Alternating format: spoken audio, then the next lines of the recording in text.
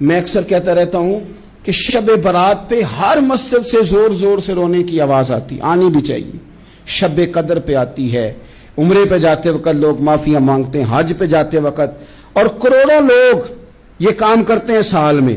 اگر 25 لاکھ 26 لاکھ آدمی یا 50 لاکھ آدمی حج کرتا ہے اور وہ جانے سے پہلے معافی مانگ کے گیا، توبہ کر کے گیا ہے، اور کروڑوں لوگ ہیں جو شب قدر میں ہیں، شب برات میں ہیں، اور انہوں نے کھول کے توبہ کی ہے، تو پھر میرے بھائی سویرے کرپشن ختم ہونی چاہیے نا ملک سے.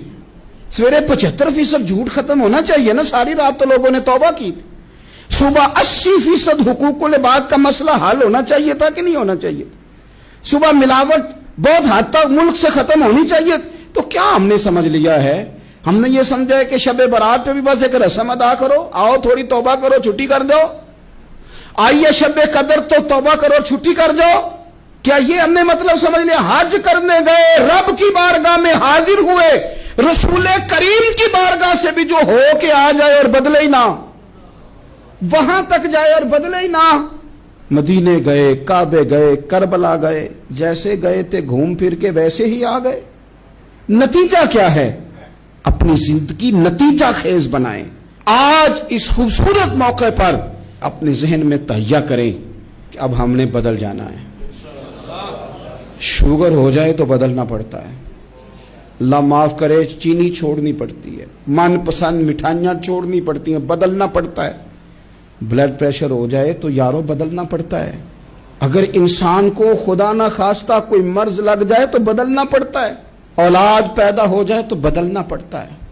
گھر میں بیٹیاں پیدا ہو جائیں تو بوڑھے باپ کو بدلنا پڑتا ہے. بال سفید آ جائیں تو پھر بھی تو بدل جانا چاہیے نا. انسان کی عمر 40 سال ہو جائے تو پھر بھی تو بدل جانا چاہیے. شب برات پہ توبہ کرے تو پھر بھی تو بدل جانا چاہیے. اب بدل جائیں، اب ہم بدل جائیں. اب نہ درد ہوتی ہے، گاڑی میں بیٹھیں تو کمر پہ درد ہوتی ہے. اب ہم بدل جائیں.